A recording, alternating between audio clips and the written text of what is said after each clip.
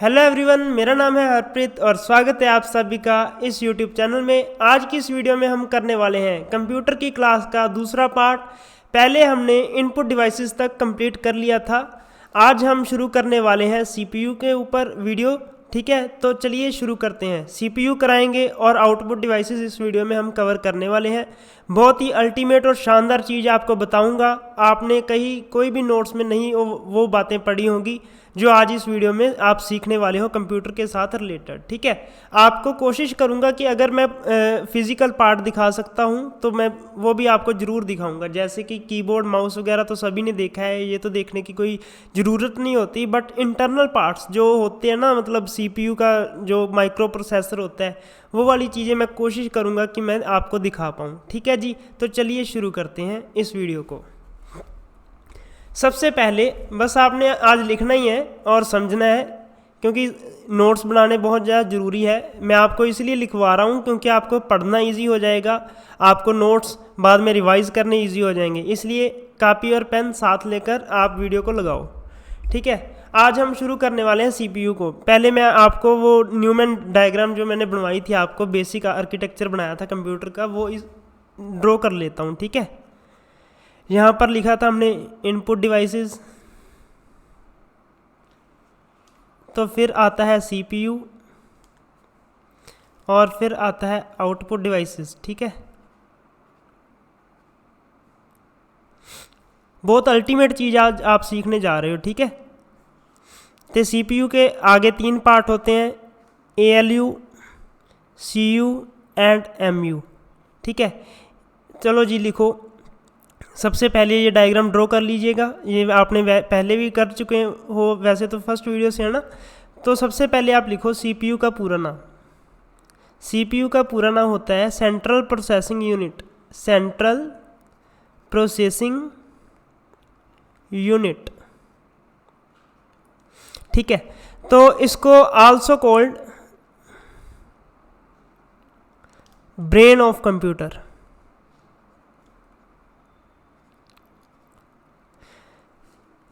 तो अगर मैं आपको फिजिकल एक सिंपल एग्जांपल देकर आपको समझाऊं कि सीपीयू का काम क्या होता है।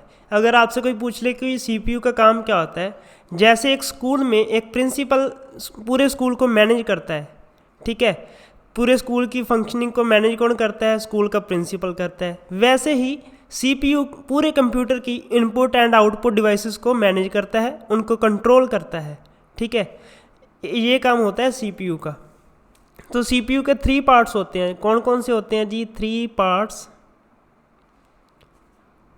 ALU, CU and MU. ALU का पूरा नाम अरिथमेटिक लॉजिक यूनिट, और CU control unit,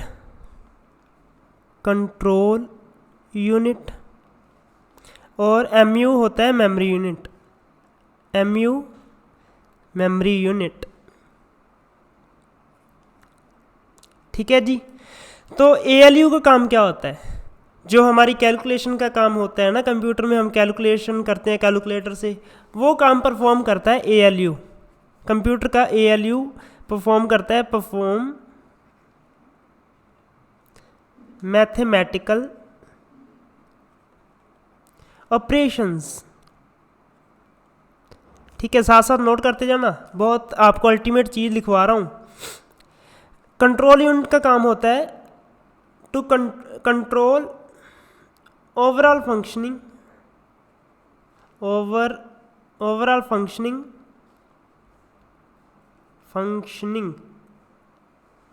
of computer.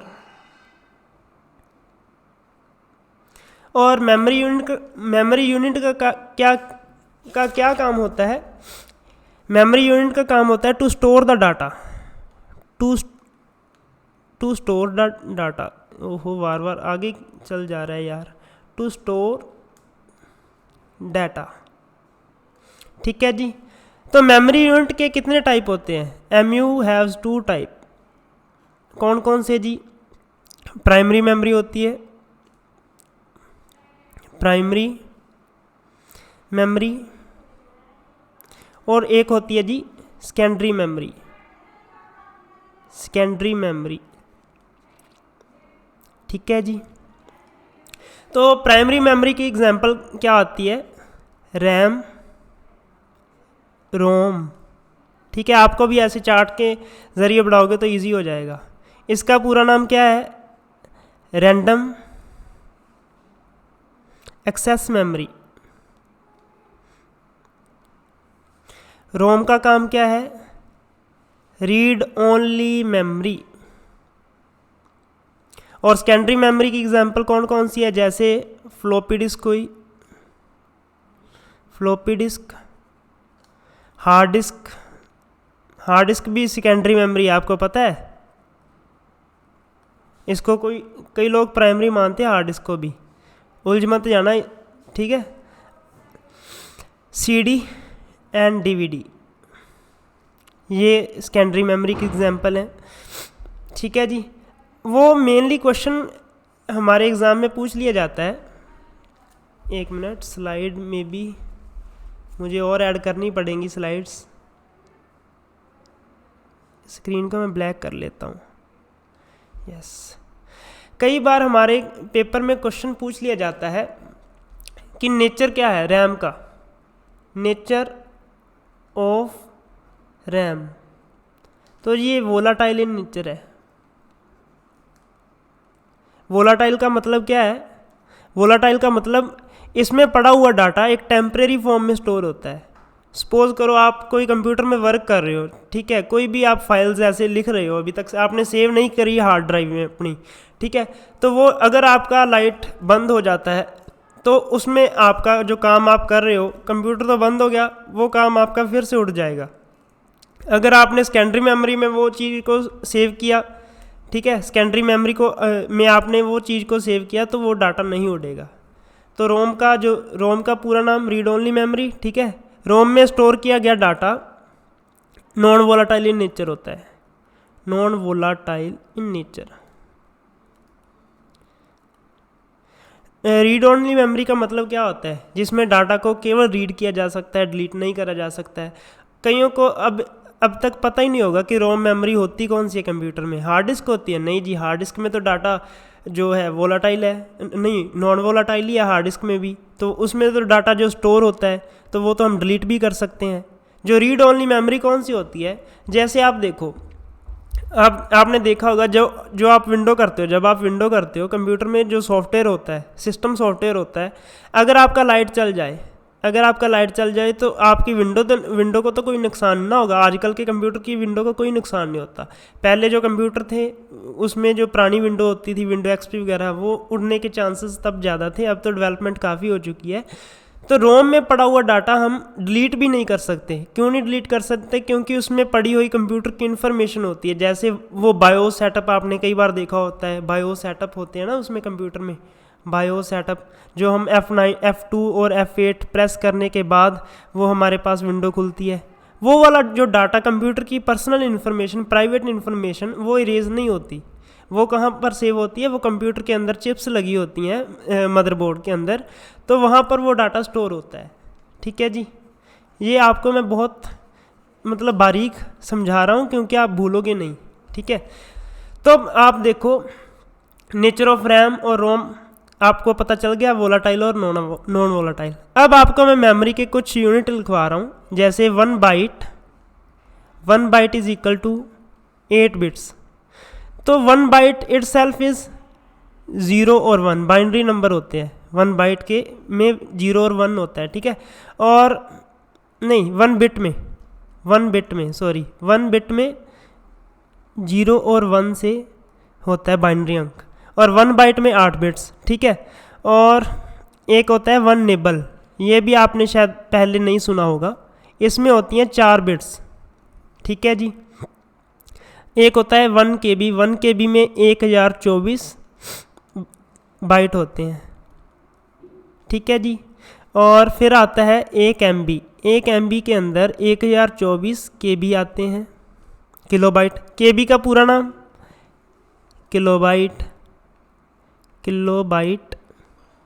MB का पूरा नाम मेगाबाइट, ठीक है जी। और जीबी का पूरा नाम गीगाबाइट, कई बार पूरा नाम ही पूछ लिया जाता है। टीबी का पूरा नाम टेराबाइट, ठीक है जी। तो ये तो एमबी, जीबी और टीबी।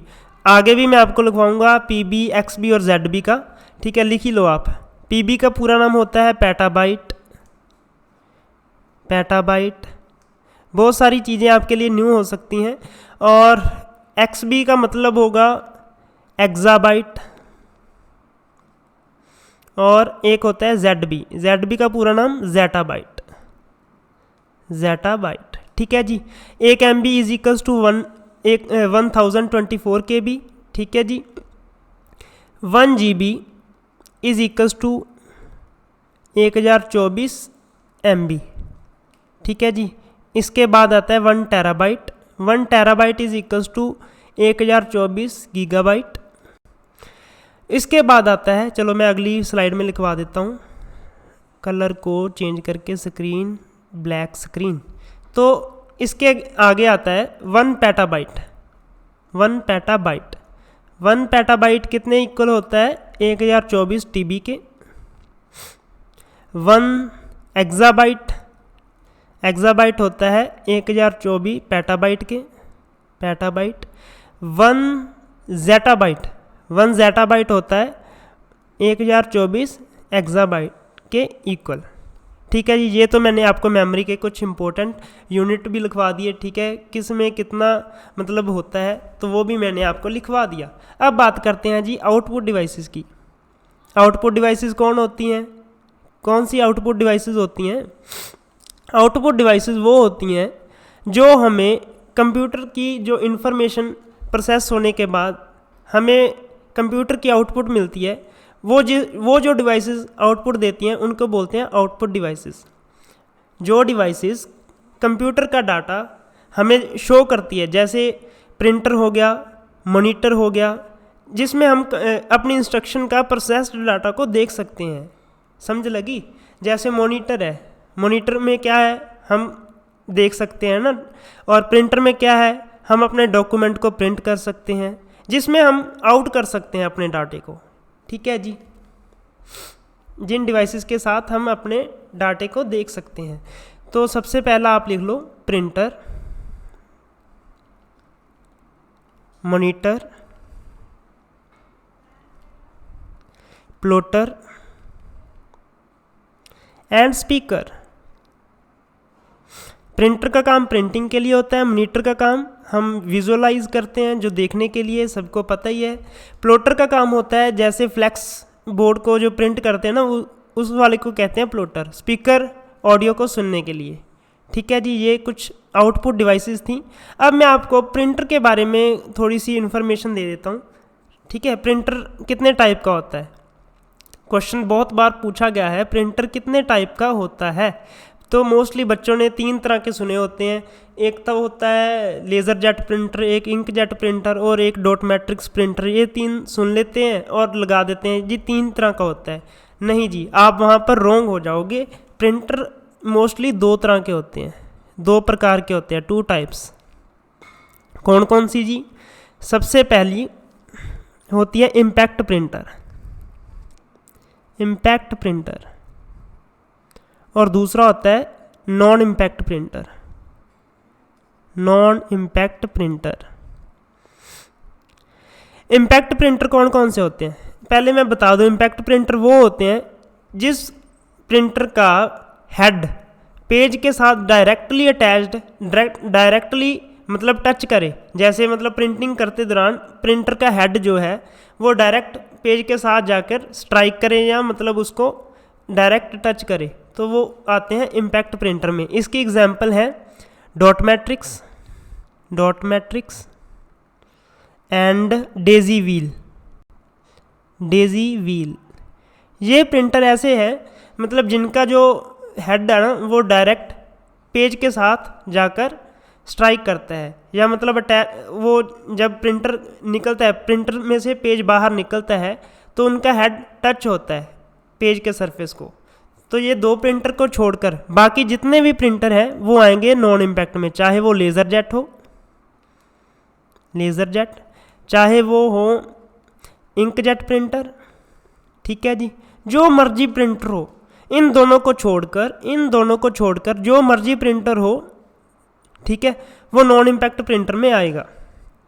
ठीक है जी, पेपर में कई बार उलझा लिया जाता है ऐसे क्वेश्चंस में, तो बच्चा पार्टी उलझ भी जाती है। अब बात करते हैं मॉनिटर के बारे में। ठीक है, स्लाइड्स ख़त्म तो नहीं होगी, ख़त्म ही होगी ना, 1 मिनट, मैं अभी और स्लाइड्स ऐड कर लेता हूँ, बस लाइन पर बने रहना बच्चों।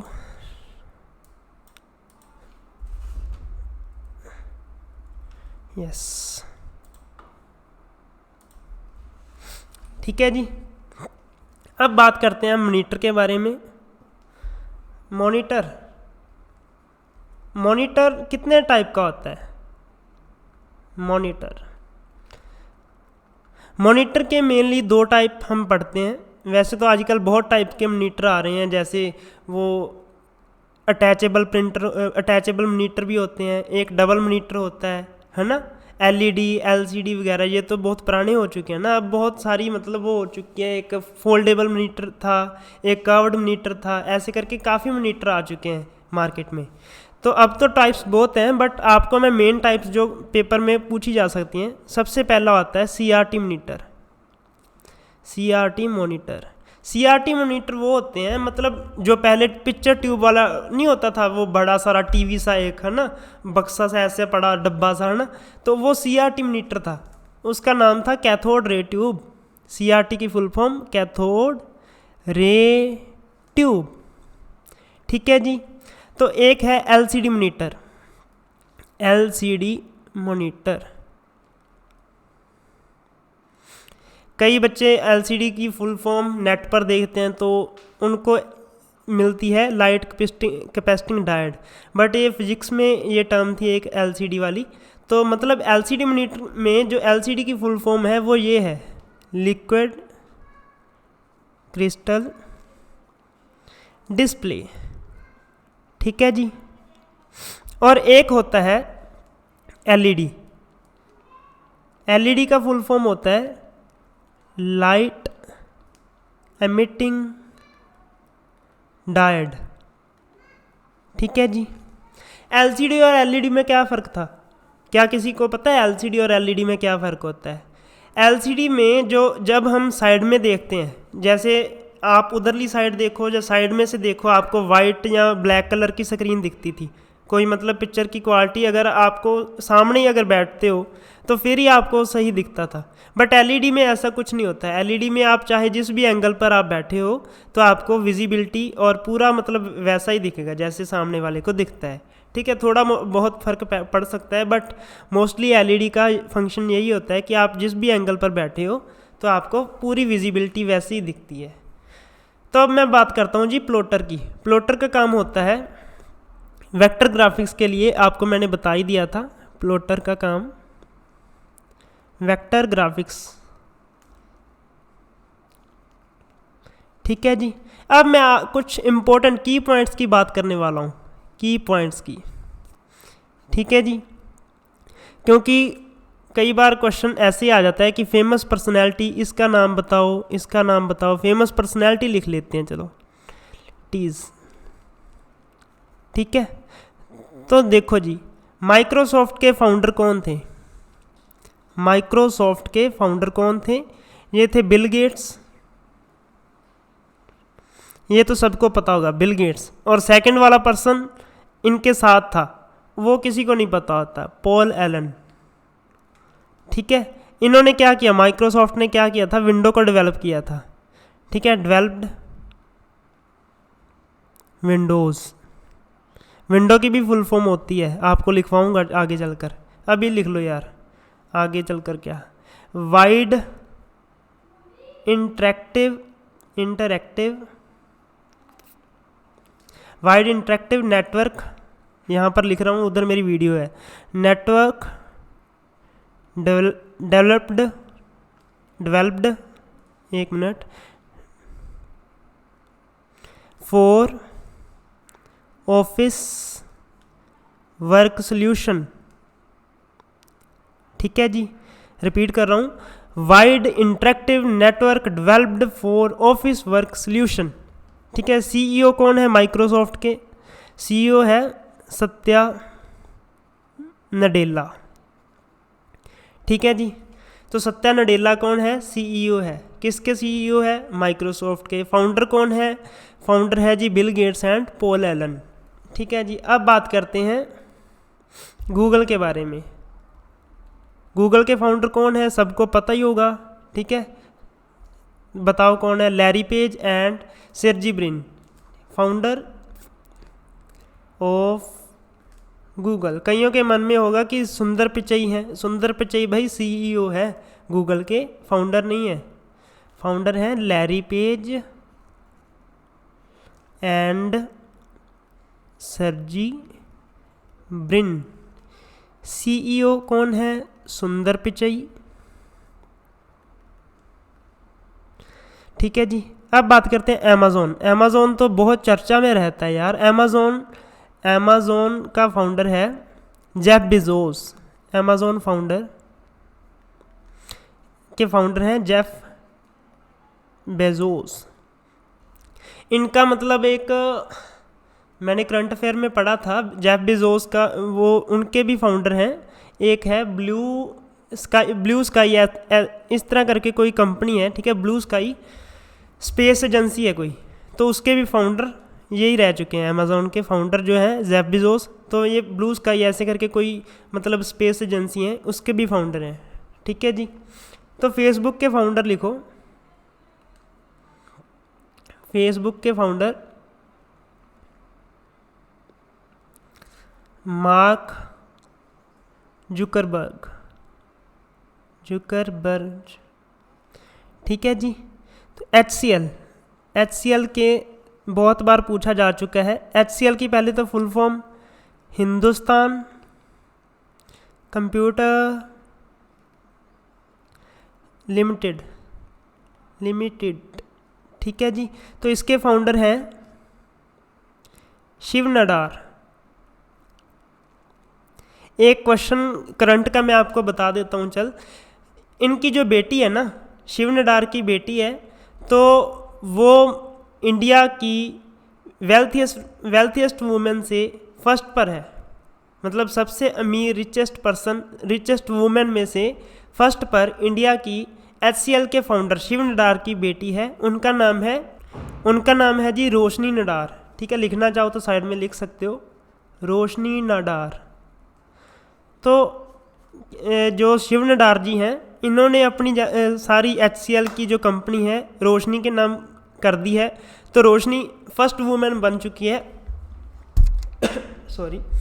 रोशनी फर्स्ट बन चुकी है जी HCL कंपनी की मालकिन और वेल्थिएस्ट वुमेन ऑफ इंडिया।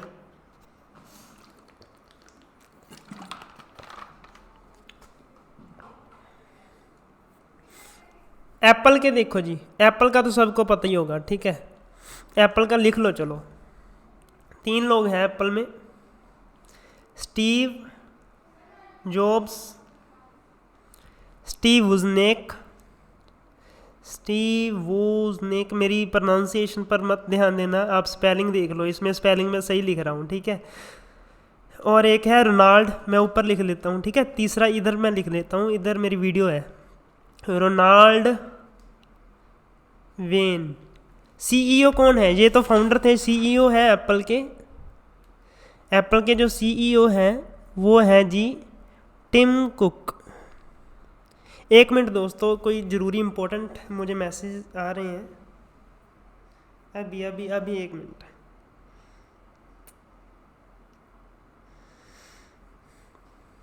हाँ जी फ्रेंड्स, देखो सीईओ थे टिम कुक। ठीक है, तो अब मैं और की पॉइंट्स आपको लिखवाने जा रहा हूँ। बहुत शानदार बातें हैं, इम्पोर्टेंट मार्क कर लो। ठीक है, इम्पोर्टेंट की पॉइंट्स लिख लो ऐसे करके। तो फर्स्ट पर्सन क्वेश्चन कई बार ऐसे आ जाता है, first person to send email. Email का पूरा नाम इलेक्ट्रॉनिक मेल। ठीक है, पहली ईमेल किसने भेजी? वो भेजी रे टॉमलिंसन जी ने। टॉमलिंसन कब भेजी? 1971 को। ठीक है जी, हो गया। दूसरा क्वेश्चन आ जाता है कई बार, फर्स्ट कंपनी वो डेवलप्ड लैपटॉप, पहली कंपनी जिसने लैपटॉप डेवलप किया वो उसका नाम कौन सा है जी? उसका आंसर आ जाएगा एप्सन। ठीक है, एप्सन के आजकल प्रिंटर बहुत फेमस हैं, तो अगर आपको पूछ लिया जाए कि लैपटॉप किसने पहले डेवलप किया तो वो एप्सन आ जाएगा। ठीक है जी, तो ये थे आज के कुछ इम्पोर्टेंट पॉइंट्स एंड इम्पोर्टेंट जो बेसिक बातें थी वो आपको मैंने सब बता दी। आगे हम शुरू करेंगे या तो नंबर सिस्टम या फिर शुरू करने वाले हैं हम नेटवर्किंग। ठीक है, या फिर मेमोरी यूनिट आपको मैं ख़त्म करवा दूंगा। वैसे तो मेमोरी में आज हमने काफ़ी कुछ देखा, बट फिर भी मेमोरी यूनिट का काफ़ी कुछ है जो एक्सप्लेन करने वाला रह गया, वो मैं आपको एक स्पेशल लेक्चर दे दूंगा या फिर कोई और टॉपिक देख लेंगे जो मुझे इम्पोर्टेंट लगा। ठीक है, आप नीचे कमेंट कर देना इस वीडियो के बारे में अगर आपका कोई सुझाव हो। ठीक है, आपको ये वीडियो कैसा लगा तो वो भी आप नीचे कमेंट में बता सकते हो। वीडियो को लाइक करना ना भूलें, चैनल को सब्सक्राइब करना ना भूलें और साथ साथ बेल आइकन को भी प्रेस कर दें ताकि आने वाली हर वीडियो का नोटिफिकेशन आपके फ़ोन पर आता रहे और आप उस वीडियो का फ़ायदा उठाते रहें। ठीक है जी, तो मिलते हैं अगली वीडियो में, तब तक के लिए जय हिंद, वंदे मातरम।